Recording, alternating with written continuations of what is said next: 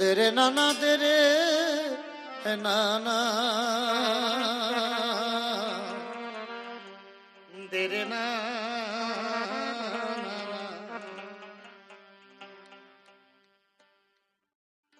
ও থাকো সামাল সামাল মনে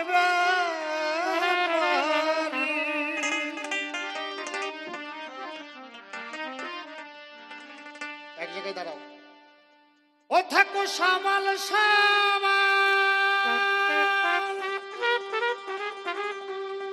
মনে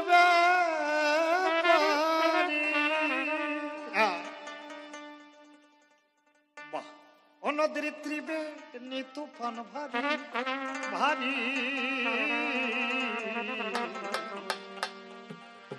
ভাব নদীর ভাবনা জেনে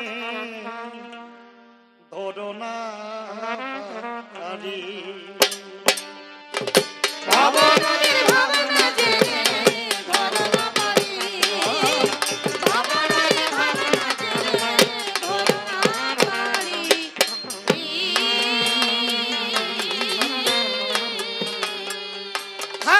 সামাল সামাল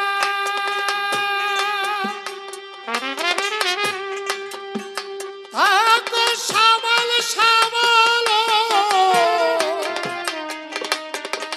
সামাল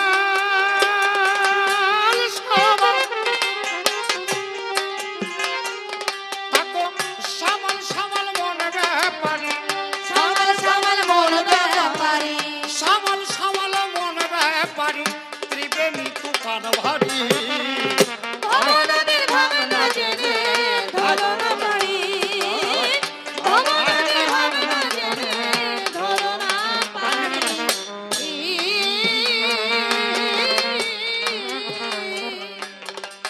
সেই নদীর তরঙ্গ দেখে কত যোগীর সে ভাবছে বসে কিনারায় থেকে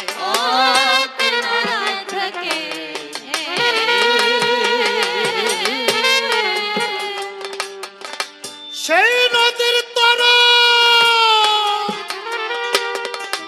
তরঙ্গ দেখে যোগী ঋষি ভাবছে বসে কিনারায় থেকে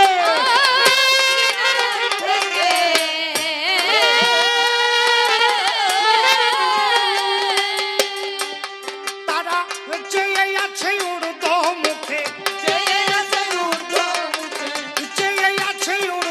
মুখে বলে পার কর দয়াল হরি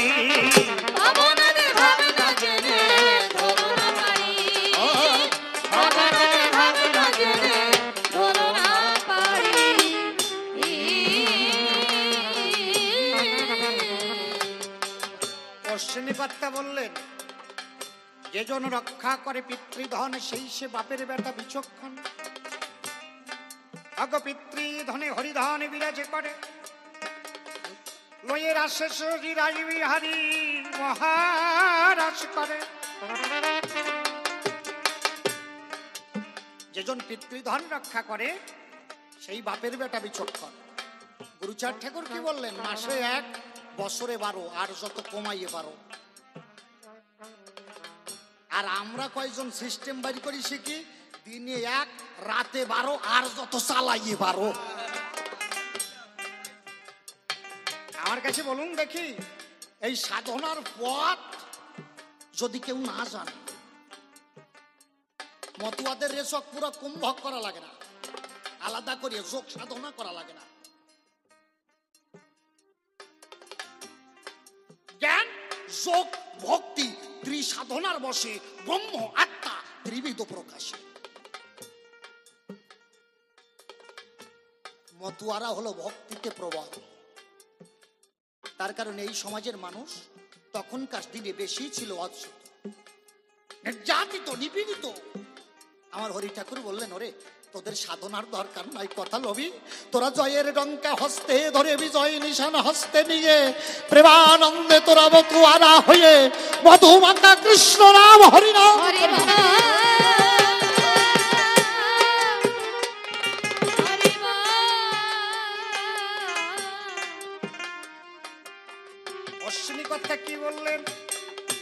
স্থলে মূল তাল ঠিক রেখে প্রভাতে নাম লৌরে সিদ্ধে গিয়ে মাথাম দিয়ে যাওরে মত্ত মাতাল। এই ডঙ্কা কীর্তন করতে করতে করতে করতে স্থল থেকে প্রভাতে পৌঁছায়।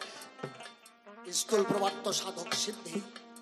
প্রভাতে পৌঁছাতে পৌঁছাতে কি হয়, আমাদের নিচের দিকে একটা জল প্রবাহিত হয়, যে জলকে নবগঙ্গার গলা জল বলা হয়। আমি এসে আর খাস বাংলায় বলতে পারবো না, হয় বোঝোতে বোঝো, নাইলে ঢক করিয়ে চোখ বোঝো। বোঝা যাচ্ছে আমার কথা? তাহলে নিচের দিকে যে জল প্রবাহিত হচ্ছে তাকে কি করতে হবে? ঊর্ধ্বমুখী করতে হবে। আমাদের এই যে ষটচক্র, মূলাধার, মণিপুর, স্বাধিষ্ঠান, অনাহুত, বিশুদ্ধ, আজ্ঞাচক্র। তাহলে কি হয়, যে জল নিচের দিকে প্রবাহিত হয়, আস্তে আস্তে ডঙ্কা কীর্তন করতে করতে নামে প্রেমে মাতুয়ারা হতে হতে যখন একবার এই মানুষ দেখবেন প্রথমে হরিবল হরিবল হরিবল হরিবল প্রথমে হয় না, তারপরে কি হরিবল হরিবল, তারপরে আবার হরিবল হরিবল হরিবল হরিবল দেখবেন, তারপরে লাস্টে কি দেখবেন, আর তারপরে আর হরিবল মানে বলতে বলতে দোলাই গড়াগড়ি যায়। তখন কি হয় না, আমার এই জীবাত্মা পরমাত্মা মুখী হয়ে যায়, হরির সাথে মিলন হয়ে যায়।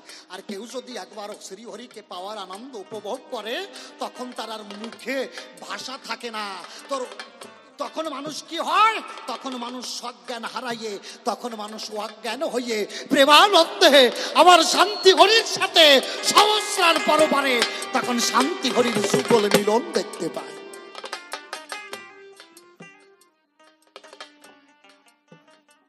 আমি গানখানা শেষ করি। প্রশ্ন করেছি বড় ভারী ভারী, যদিও প্রশ্নগুলো ছোট ছোট, তথাপি প্রশ্নগুলোর একটা গুরুত্ব আছে। ভালো বা যত সব সায়রের নেগে নদীর ভাবনা জেনে বাদাম টেনে যেতেছে বেয়ে গা যেতেছে বেয়ে,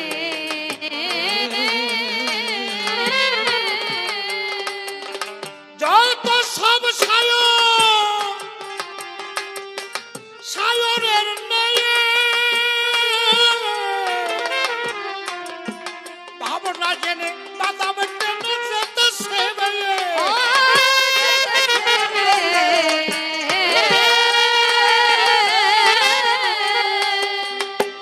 নদীর দক্ষিণ পাখের গলায় গিয়ে দক্ষিণ পাখের গলায় গিয়ে সাত করে ডোবাই সাদের তরি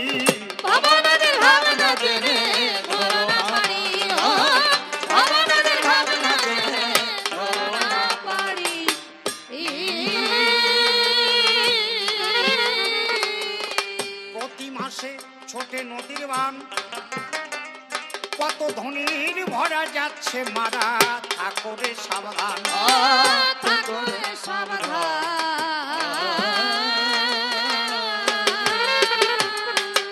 মহাজনী একখানা পদ আছে সাধক রাধাবল্লভ সরকারের, কি আগে সাধন করো নারী, আগে সাধন করো নারী, নারী তত্ত্ব না জানিয়া কেউ যেও না নারীর বাড়ি, আগে সাধন করো নারী।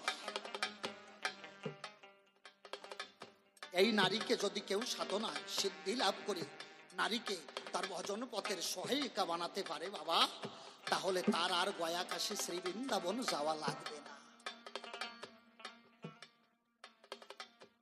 ঠাকুর গুরুচাঁদ ঠাকুর যেদিন বিবাহ করে ঘরে আসলেন সত্যভামাকে, আর গুরুচাঁদ ঠাকুরকে বললেন, বাবা ব্রহ্মচর্য পালন করতে হবে, নিজে আচরিয়া ধর্ম জগৎকে শিখাবে মর্ম, এই হলো হরিলীলার মূল মূল মর্ম। কেউ যদি এইভাবে চলিবারে পারে,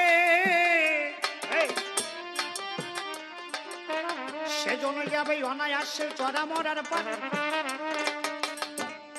আগে সেইভাবে চলতে হবে। আমি গানখানা শেষ করি, তারপরে আস্তে আস্তে আলোচনা করি। কে গাইলেন? ও প্রতি মাসে ছোটে নদীর বান, কত ধনির ভরা যাচ্ছে মারা, ঠাকুরে সাবধান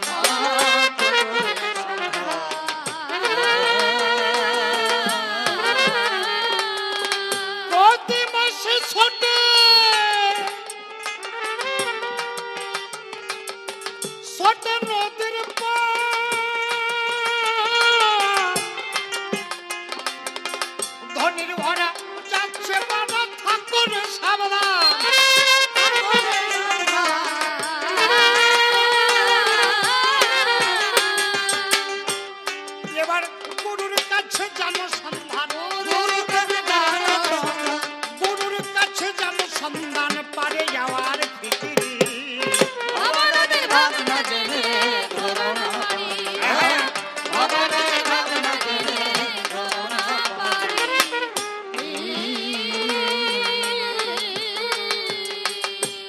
চাঁদ বারে বারে কয় কেটে যাবে ভব পারে সময়ে বয়ে যায়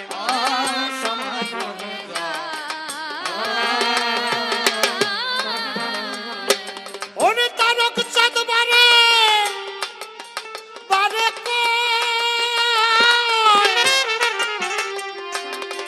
কেটে যাবে ভব পারে সময় বয়ে যায়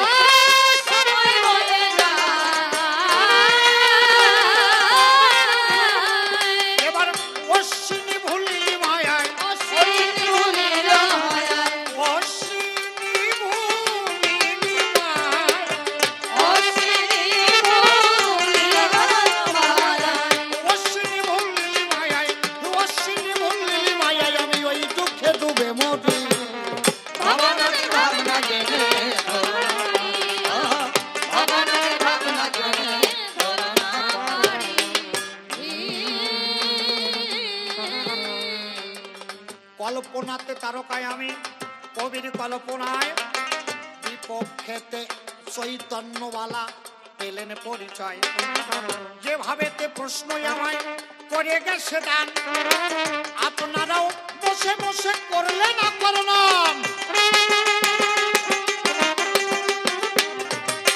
ডাকে দিয়ে বলে বাবা ও বাবা আমার কথা লও এমন কেন সংসার ছাড়ে তাহার জবাব দাও ঠাকুর বাবা পাগলা বললেন কি আমি সংসারে বাস করি আমি সংসারে বাস করি সংসারে থাকিয়া আমি পূর্ণ ব্রহ্মচারী সংসারে থাকিয়া তোমরা আমার কথা লবে ব্রহ্মচার্য পালন করে হরি পূজা করিবে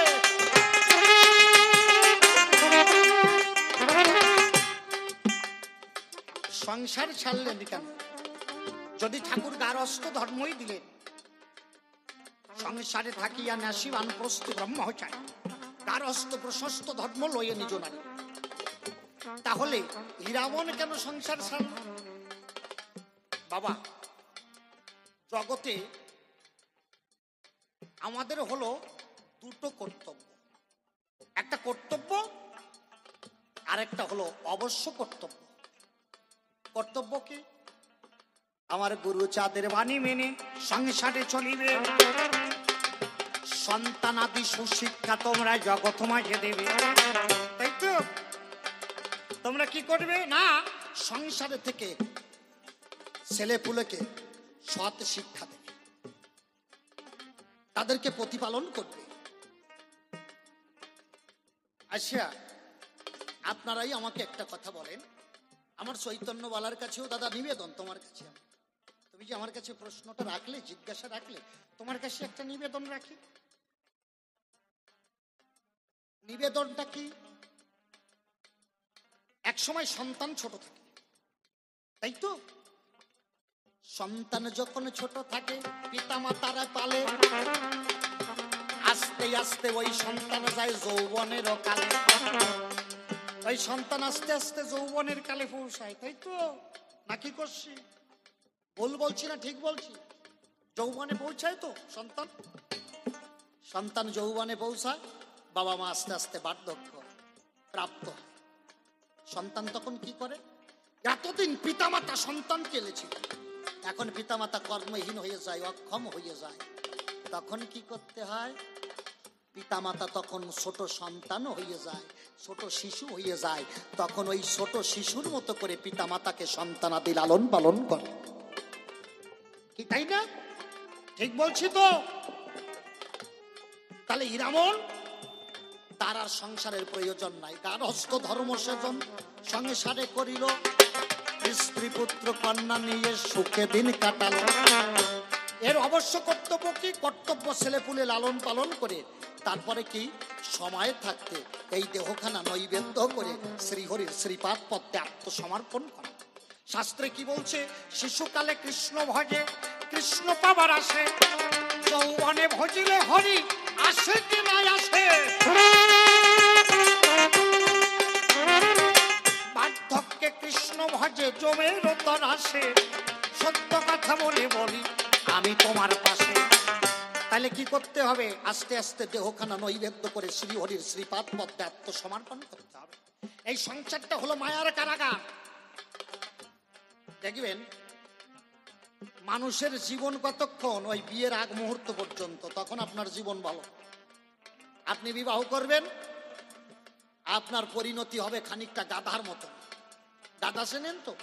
গাধা দেখবেন কোন গাধার পিঠে যখন বোঝা চাপিয়ে দেওয়া হয়, ওই গাধা 1 কিলোমিটার 2 কিলোমিটার পর্যন্ত যেতে পারে। মনে করেন 20 কেজির এক বোঝা নিয়ে গাধার পিঠে চাপালে,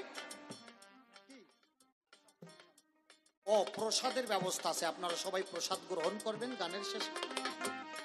গাধা মনে করেন 20 কেজি নিয়ে 2 কিলোমিটার যেতে পারে। মালিক যদি জোর করে 25 কেজি চাপাইয়া দেয়, গাধা কি বলবে নাকি 20 কেজি বই 25 কেজি পারবো না? গাধা বলতে পারে না। কেন? সে হলো গাধা। গাধা ওই নীরবে ঠেলতে ঠেলতে বোঝা টানতে থাকে। গাধা পারে না, কষ্ট হয়, তারপরেও নীরবে বোঝা টানতে থাকে। বিয়ের পরে সংসারে তুমিও ঠিক তাই। তোমার গাধার মতো পরিণতি হয়ে যাবে। স্ত্রী পুত্র কন্যা এদেরকে তুমি টানতে পারবে না, চারিদিকের জ্বালা তোমাকে অনন্ত জ্বালায় জ্বালাবে। তথাপি নীরবে ওই গাধার মতো সংসারের বোঝা টানতে হবে। তাইলে গাধা আর তোমাতে কি পার্থক্য আছে? তুমি আর গাধা সমান। তার পরিণতি হয় কেমন? কিছুদিন পরে ছেলে পুলে জন্ম নেওয়ার পরে তাদের বিবাহ দিলে পরিণতিটা হয় কুত্তার মতো, কুকুর। ছেলে মেয়ে বিবাহ দেবেন, পালন করবেন, ছেলে বৌমা বলবে, ছেলে ডাক দিয়ে বাবাকে বলবে, ও বাবা কি? তাই বাবা আমি একটু সিনেমায় যাচ্ছি, তোমার বৌমাকে নিয়ে সিনেমা দেখবো, বইয়ের নাম আশিকি 2,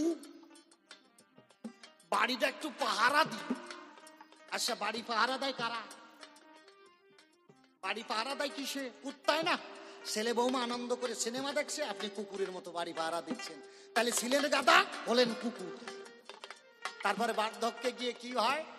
শকুনের মতো পরিণতি হয়। 3 ঠ্যাং এক জায়গায় হয়ে যায়, 3 মাথা এক জায়গায় হয়ে যায়, তাই না? একেবারে এই পা 2 পা, 2 পায়ের মাঝখানে মাথা ভরে দিয়ে 3 মাথা এক জায়গায় করে দিয়ে শকুন দেখবেন এইভাবে বসে, 3 মাথা এক জায়গায় করে দিয়ে। ঠিক বলছি কিনা? ছিলেন গাধা, হলেন কুকুর। বার্ধক্যে এসে যখন আর সময় নাই, শকুনের মতো হয়ে গেলেন। দীনবন্ধু জীবন ভরে তোমার নাম গুণাগুণ কীর্তন করি নাই, যা করেছি সব ভুল। আমি গাধা কুকুর আর শকুনের মতো পরিণতি হয়েছে।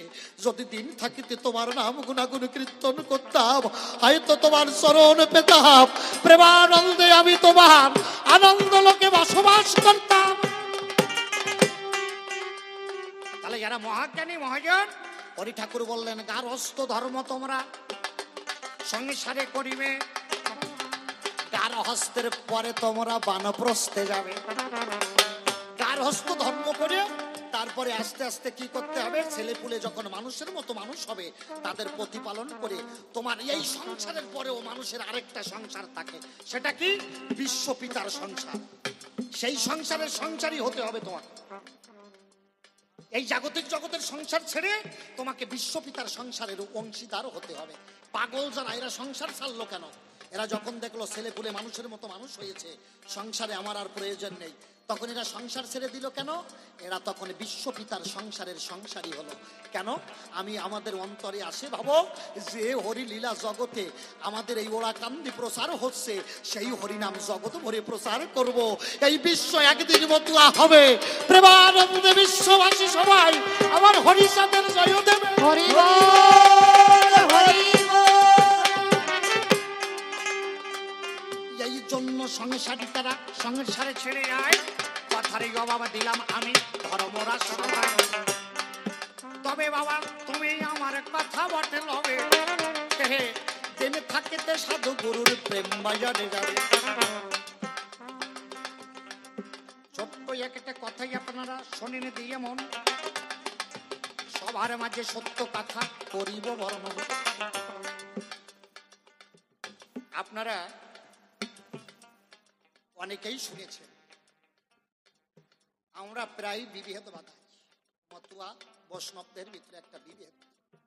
তখনকার দিনে এই বিভেদটা এইভাবে তৈরি হয়নি। গুরুচাঁদের কাছে ডোম চন্ডাল হাড়ি মুসি যে গেছে, আমার গুরুচাঁদ তাকে প্রেমের আলিঙ্গন দিয়েছে। গিরিধরে কীর্তনিয়া শোনেনি সুবিচয়, আবার আমি দেব বাবা তাহার পরিচয়। হরি বলা ও গিরিধর হরি কৃষ্ণ গুণ গায়, গুরুচাঁদের সাথে পড়ে একই পাঠশালায়। শূদ্র জাতির তো তখন হিন্দুদের স্কুলে পড়ার অধিকার ছিল না। এই জন্য বলছি, প্রচারিতে গুরুগম্য সূক্ষ্ম সনাতন ধর্ম আমার হরি অবতার। সূক্ষ্ম সনাতন ধর্ম মানে কি? সৃষ্টির প্রারম্ভ যেখানে ধর্ম ছিল, কিন্তু ধর্মের ভিতরে হানাহানি ছিল না, শুধু পরিচয় ছিল মোটা, মানুষ সবে ভাই, এ সময়ে প্রেমানন্দে হরি গুণ গাই। সেই সত্য সনাতন ধর্ম দিতেই আমার হরি অবতার, সেই কথা বলবো এবার সবার ভেতর। গিরিধরে কীর্তনিয়া গুরুচাঁদ ঠাকুরের থেকে 4-5 বছরের বড়, গোলক কীর্তনিয়ার ছেলে, মুসলমানের মক্তবে পড়ালেখা করে। কিন্তু গিরিধর কীর্তনিয়া গুরুচাঁদ ঠাকুরের থেকে বয়সে বড় হলেও গুরুচাঁদ ঠাকুরকে কোনোদিন গিরিধর কীর্তনিয়া কোনোদিন গুরুচাঁদ ঠাকুরকে নাম ধরে ডাকতেন না, বড় কর্তা বলতেন, বড় কর্তা সম্বোধন করতেন। তার কারণ ছোটবেলা থেকেই গুরুচাঁদ ঠাকুরের যে দূরদর্শিতা ছিল, এটা গিরিধর লক্ষ্য করেছিল। যে চেতনা গুরুচাঁদের ছিল, এই চেতনা জগতে ওই বয়সে অন্য কোনো ছেলেপুলের হয় না, স্বাভাবিক কোনো মানুষের হয় না। গিরিধরে কীর্তনিয়া যৌবনে পড়িল, গুরুচাঁদ ঠাকুর আমার আসনে বসিল। জাতির জন্য শিক্ষার জ্ঞানে দেয় দয়াল গুরুচাঁদ, যৌবনে গুরুচাঁদ করে পদার্পণ। মাঝে মাঝে ওই গিরিধর ওরা কান্দি যায়, গুরুচাঁদের সাথে দেখো মধুর কথা কয়। বাবা বাবা বাবা, ছোট ভাইয়া কৃষ্ণ কথা হরি কথা আলোচনা হতো। এই সমাজে মানুষ কিভাবে জাগ্রত করতে হবে মানুষকে, সেই বিষয়ে গুরুচাঁদ ঠাকুরের সাথে আলোচনা হতো। যারা আষাঢ় মালা গলায়, যারা মতুয়া গোসাই, তারা গুরুচাঁদ ঠাকুরের কয়, বাবা কি কয়, আমরা হলাম তোমার সেলা, তুমি আমাদের বাবা মতুয়া। আর গিরিধর হলো বৈষ্ণব, গলায় তুলসীর মালা, তুমি ওরে নিয়া ও আসলে পরে আমাদের কেন তুমি দূরে ঠেলে ফেলে দিয়ে ওকে কেন আলিঙ্গন করো বাবা? বাবা এর কি কারণ আছে তুমি আমাকে বলতে পারো?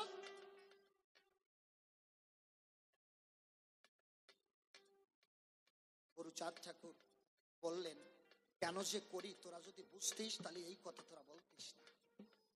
তবে কেমন ভালোবাসে আমার গিরিধর ভাই, সময় হলে তোরা মেনে জানিবি নিশ্চয়। ওই আমাকে যে কেমন ভালোবাসে সময় হলে তোরা জানতে পারবি। দেখেন কায়দাটা কোথায়, গিরিধর কীর্তনিয়ার গলায় কি তুলসীর মালা, গায় কি কীর্তন গান। যশোরে জমিদার বাড়ি, কীর্তন গাইতে গেল, 5 দিন গানের আয়োজন, শোনেন জ্ঞান দল। 5 দিন ধরে গানের আয়োজন হয়েছে, কীর্তন গান হচ্ছে। এদিকে গুরুচাঁদ ঠাকুর ছলনা করে নিজের গায়ে কালা জ্বর নিল, কালা জ্বর। তখনকার দিনে নিয়ম ছিল, কারুর গায়ে যদি একবার জোয়ার হয় রে ভাই, জোয়ার হলি আর বাঁচবে না। গুরুচাঁদ ঠাকুর অন্তরঙ্গ ভক্তদেরকে ডাক দিয়ে বললেন, ওরে তোদের কাছে মনের কথা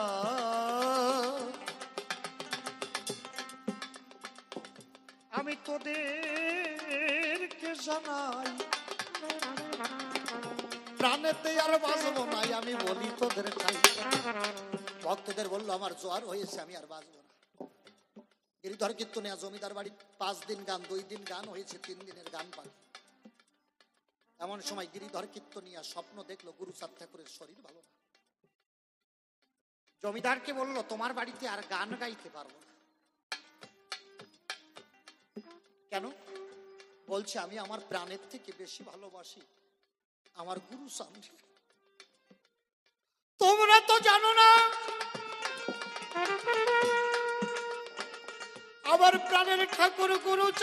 শরীর ভালো না।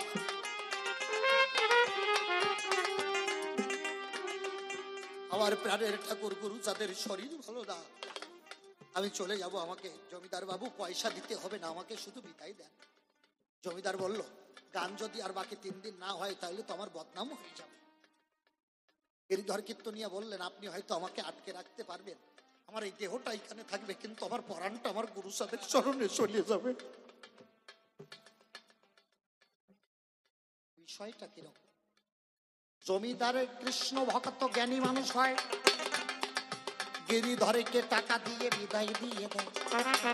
2 দিন গান গেয়েছে, 3 দিন বাকি, কিন্তু পুরো টাকাটাই গিরিধরকে দিয়ে বলল, তুমি যাও। কেন? এই বিশ্ব জগতে যে যাকে ভক্তি করে শ্রদ্ধা করে সেই তো তার ভগবান হয়। কথা লবা, আমি গুরুচাঁদের নাম শুনেছি, কোনোদিন দেখার সৌভাগ্য হয় নাই। তুমি শুধু গুরুচাঁদকে গিয়ে বলো, ভাই একদিন যেন সেও আমাকে করুণা করে, আমি যেন প্রেমানন্দে এ গুরুচাঁদের চরণ ধুলি পাই।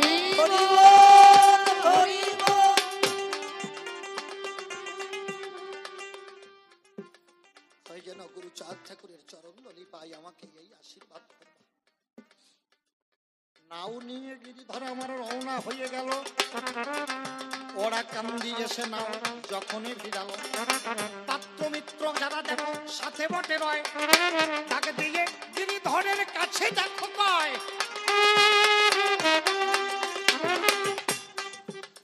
অকীর্তনিয়া, নাও এইখানে ভিড়ালে কেন? কতদিন বাড়ি সারা, বউ বাসার মুখ দেখি না। গিরিধর কয়, তোমরা সংসারে চলে যাও, ঘরে ফিরে যাও, আমি যাব না। আমি আমার দাদা, আমার বাবা গুরুচাঁদের কাছে যাব। কেন? যেদিন হইতে আমি গুরুচাঁদের লোক শরীরে ডুব দিয়েছি, সেদিন হইতে যৌবন দেহমন আমি আমার গুরুচাঁদের চরণে সমর্পণ করে দিয়েছি।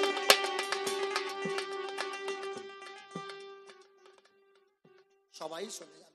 গিরিধর কীর্তনিয়া গুরুচাঁদ ঠাকুরকে কাছারি ঘরে গিয়ে ডাক দিলেন, বড় কর্তা।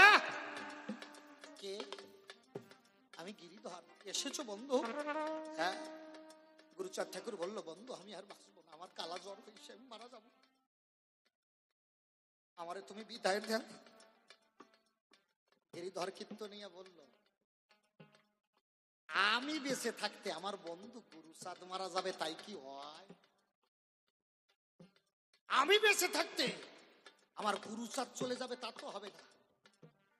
আমি যদি আমার গুরুচাঁদকে 1 মুহূর্ত কালের জন্য ভালোবেসে থাকি, ক্ষণিক সময়ের জন্য ভালোবেসে থাকি, তোমার কাছে বলে রাখি, আমার গুরুচাঁদের জ্বর আমি আমার নিজের গায়ে নিয়ে প্রয়োজনে নিজের জীবনে বিসর্জন দেব, কিন্তু আমার গুরুচাঁদ যেন ভালো হয়ে যায়। যাও বন্ধু, তোমার ওই জ্বর তুমি আমাকে দিয়ে দাও। গুরুচাঁদ ঠাকুর যে কয়টার গলায় আশার মালা, সেই কয়টার দিকে তাকালো। কিরে, তোরা না আমাকে ভালোবাসিস, আমার শিষ্য? তোরা না মতুয়া? এতদিন শরীর অসুস্থ, কেউ তো বলিস নাই বাবা তোমার অসুস্থ, আমাকে দিয়ে দাও, আমরা ভালো তো, আমরা মারা যাই, প্রয়োজনে তুমি বেঁচে থাকো। দেখ যার গলায় তুলসী মালা, সে বিনা দ্বিধায় আমাকে প্রেমানন্দে তার জীবন বিসর্জন দিতে চায়।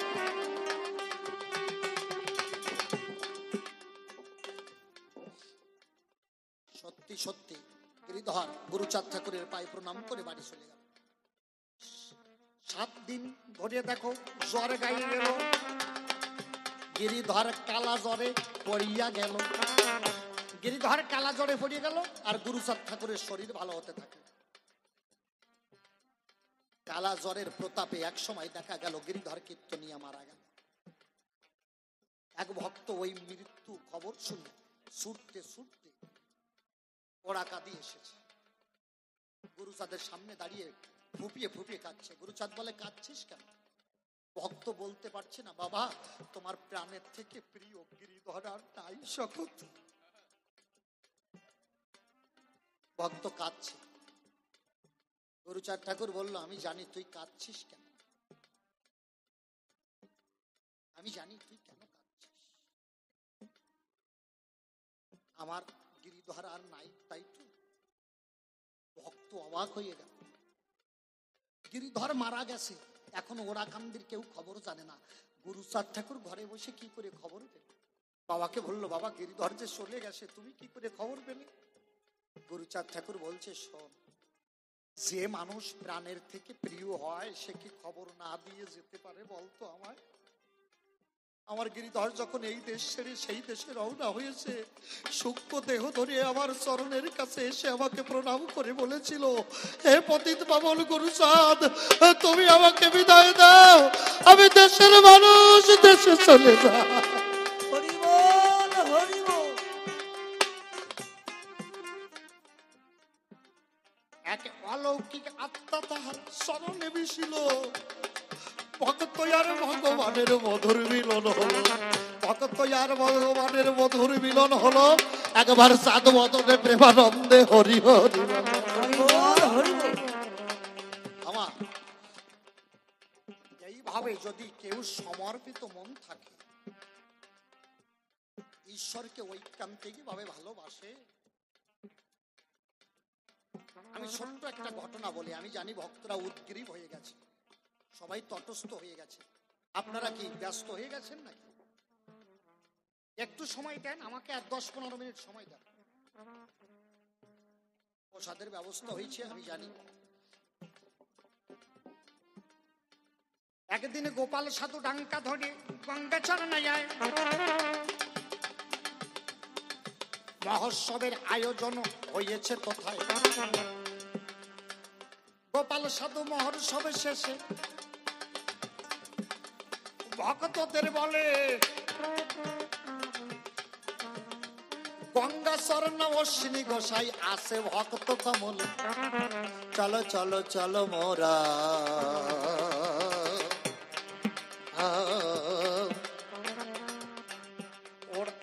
গঙ্গা চরণে যাব, ভক্ত শ্রেষ্ঠ অশ্বিনীর চরণ ধুলি নেব। ভক্তরা বলল, বাবা চলে। ডাঙ্কা নিশান নিয়ে সবাই অশ্বিনীর বাড়ির দিকে রওনা হলো। অশ্বিনী দেখলো যত মতুয়ার দল সিংহ রবে অশ্বিনীর বাড়িতে আসছে। অশ্বিনী ভাবলো, আমি কি দিয়ে ভক্তের পূজা করব? ও ভাসিয়া নয়ন চলে পড়ে মতুয়ার চরণ তলে, আবার অশ্বিনী প্রেমানন্দে হে মধুমাতা হরি নাম বলে।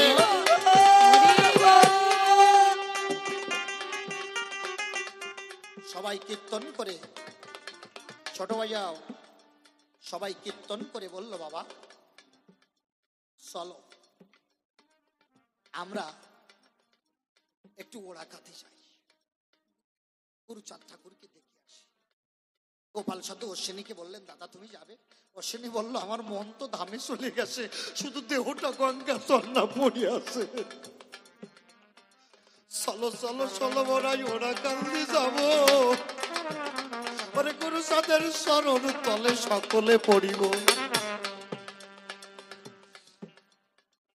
দলে দলে ভক্তরা ওড়াকান্দি চলেছে।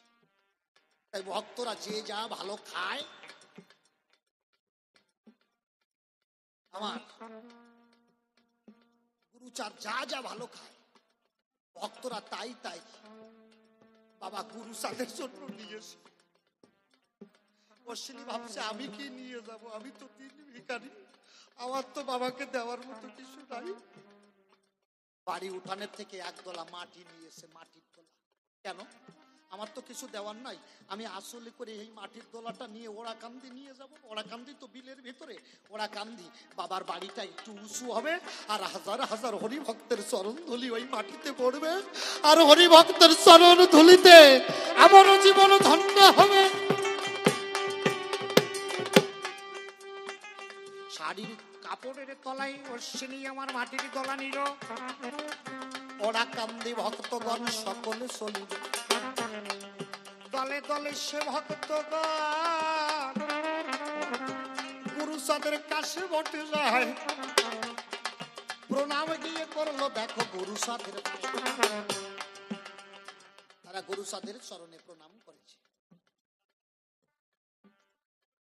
গুরুচাঁদ ঠাকুর শোল মাছ, কলাই শাক এইগুলো ভালো খায়, এইগুলো জোগাড় করে নিয়েছে, যে যা পেরেছে বাবাকে দিয়েছে।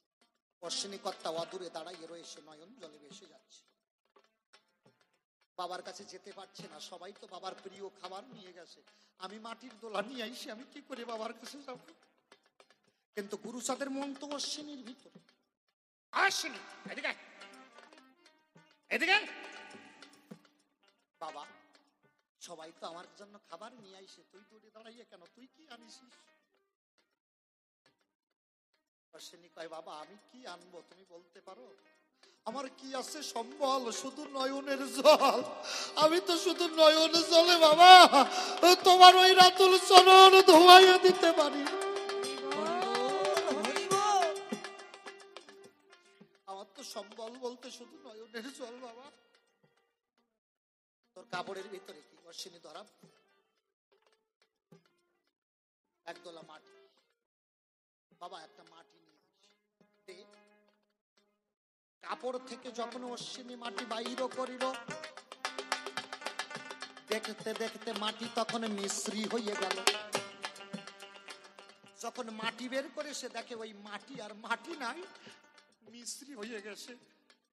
আমার গুরুচাঁদ ঠাকুর বলল, কে কোথায় আছিস? এই মিশ্রি ওরা কান্দি যত ভক্ত আসে সমস্ত ভক্তদের ভিতরে মিলাইয়ে দে। ভক্তরা প্রেমানন্দে সেই মাটির মিশ্রি গ্রহণ করে। সমস্ত ভক্তরা গুরুচাঁদ ঠাকুরের চরণ ধরে বলছে, বাবা জীবনে কত মিষ্টি খেয়েছি, কিন্তু এইরকম মিষ্টি তো দেখি নাই, এইরকম মিষ্টি জীবনে খাই নাই, যে মিষ্টি খাইলে আরো পরাণ ভরে খেতে ইচ্ছে হয়। আমার গুরুচাঁদ ঠাকুর বলছে, ওরে তোরা যে মিষ্টি ভাবছিস সে মিষ্টি নয়, এ মিশ্রির মিষ্টি নয়, এ হলো আমার অশ্বিনীর প্রেম মিশ্রিত ভক্তি প্রেম মিশ্রি। এই মিশ্রি কেউ খেলে পরে সে প্রেমানন্দ শান্তি হরির প্রেম বাজারে যায়।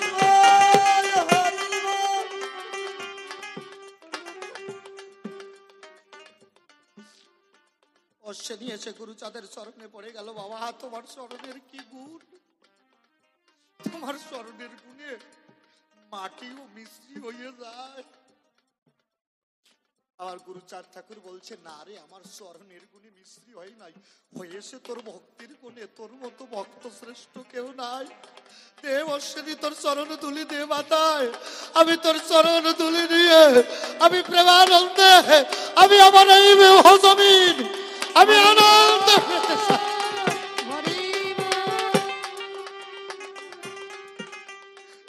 গুরুচাঁদ গিয়ে অশ্বিনীর আলিঙ্গন করিল, ভক্ত আর ভগবানের মধুর মিলন হলো। ভক্ত আর ভগবানের মধুর মিলন হয়, একবার চাঁদ বদনে হরি হরি বলিবেন সবাই।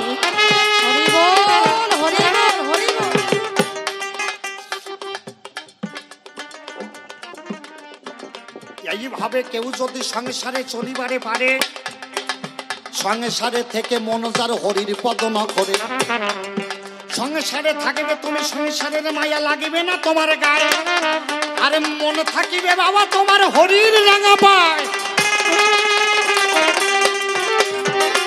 এইভাবে কেউ যদি চলিবারে পারে, হরি এসে ধরা দেয় তার হৃদয় মন্দিরে। কথারই গা বাবা কথাই দিলাম, আর তো দরকার নাই, কবির পালাই এইখানে ক্ষান্ত করতে চাই। আসিয়া এখন আমরা যদি আবার ও যদি আসে রাত বাড়িয়ে যাবে, তারপরে আপনারাও খিচুড়ি প্রসাদ প্রসাদ নাবেন, তারপরে হবে ভালোর অল্প ভালো নাকি বাবা? আমরা কি করব, মিলন গাবো? হ্যাঁ কমিটির দাদা ভাইরা কি বলেন, মিলন গাবো? মিলন গাই নাকি? আমরা এবার মিলন গীতি গাইয়ে আমরা শেষ। তবে একটা অনুরোধ সমস্ত ভক্তদের মায়েদের কাছে, আপনারা জানেন অল্প পরিস্থিতির ভিতরে এত বড় অনুষ্ঠান, আমি সমস্ত মায়েদের কাছে বাবাদের কাছে অর্থ পরমার্থ হয়ে দীনবন্ধুর ব্যাংকে জমা হয়। এই ধর্মসভায় কেউ যদি কিছু দেয় এই বৃথা যায় না। আমি কমিটির হয়ে আপনারা যে যা পারেন, আমার কারোর কাছে কোনো জোর নাই, যে যাহা পারেন কিঞ্চিত দেবেন, কেউ আমাকে বঞ্চিত করবেন না। নাও আমি মিলন গাই, আর মিলনের ভিতরে আমি সকলের কাছে ভিক্ষা চাই। আপনারা যে যা পারেন, আমাকে আমি ভিক্ষার্থী হয়ে দাঁড়াচ্ছি কমিটির হয়ে, আমি এই টাকা কমিটির হাতে তুলে দেব। আমার সবাই মিলে যে যা পারো মা, দেখো কত পয়সা আমরা তো নষ্ট করে ফেলাই, এই টাকা একদিন গোবিন্দ ব্যাংকে জমা হবে, দীনবন্ধু কৃপা করে তার আনন্দ বাজারে প্রেম বাজারে তাকে জায়গা করে দেবে। এই অর্থ একদিন পরমার্থ হবে। অগ চোখে যারে লাগে ভালো, অগ চোখে যারে লাগে ভালো, দেখো গানটা, অগ চোখে যারে লাগে ভালো, এই প্রাণে তারে চায় গো, চোখে যারে লাগে ভালো, প্রাণে তারে চায় গো, চোখে যারে লাগে ভালো। তুমি এসো এসো চৈতন্য দাদা, ধর্ম সবার ঠাই গো, চোখে যারে লাগে ভালো, প্রাণে তারে চায় গো, চোখে যারে লাগে ভালো। ওগো শুনিয়া এই হরি কথা, গেল কিনা তোমার মনের মলিনতা, আমার কাছে দাও বক্তৃতা, আমি শুনতে চাই গো, চোখে যারে লাগে ভালো, প্রাণে তারে চাই গো, চোখে যারে লাগে ভালো। আমি এইবার ভিক্ষার্থী হব, ভিক্ষার ডালা নিয়ে এই সভায় দাঁড়াবো, কিছু দান করিবেন ভক্ত মাধব, নিবেদনই পাই গো, চোখে যারে লাগে ভালো, প্রাণে তারে চাই গো, চোখে যারে লাগে ভালো। দাদা তুমি আমার কথা লবে, তোমার এই দেহ তরি হরি নামে সপিয়া দেবে, শ্রী হরির করুণা হবে, বলিলাম তোমায় গো, চোখে যারে লাগে ভালো, প্রাণে তারে চাই গো, চোখে যারে লাগে ভালো। শুনিয়া তোমার মধুর বাণী, বাবা জুড়ালো আমার পরাণ খানি, আর কিছু বলো গুণমণি, শুনতে অভিপ্রায় গো, আমার হরি চাঁদের প্রেম বাজারে গেলে পরে, আমার হরি তাকে করুণা করে, সেজন্য থাকে জরা মরার পরে পরে, বলিলাম তোমায় গো, দেখো কত হরি ভক্ত এলো, এই সবার মাঝে হরি নামে দান করিয়া গেল, আমার শ্রী হরির করুণা হলো, বসিলাম সবাই গো, চোখে যারে লাগে ভালো, প্রাণে তারে চাই গো, চোখে যারে লাগে ভালো। হরি সবাই যে করিবে দান, তাকে কৃপা করবে আমার হরি ভগবান, উঠিবে তার বিজয় নিশান, বললাম তোমার ঠাই গো। হরি পাগল আদি যারা ছিল, আমার হরি চাঁদের প্রেমে সলিলে ডুবিয়া গেল, দেখো আমার হরি চাঁদের করুণা হলো, থাকলো আনন্দ ময় গো, লাগে ভালো, প্রাণে তারে চাই গো, চোখে যারে লাগে ভালো। সারা এই হরি সবাই দান করিয়া যায়, আমার হরি যেন রাখে তারে রাঙা পায়, শেষের দিনে যেন হরির চরণে হয় গো আশ্রয়, নিবেদন হরির পাই গো, চোখে যারে লাগে ভালো, প্রাণে তারে চাই গো, চোখে যারে লাগে ভালো।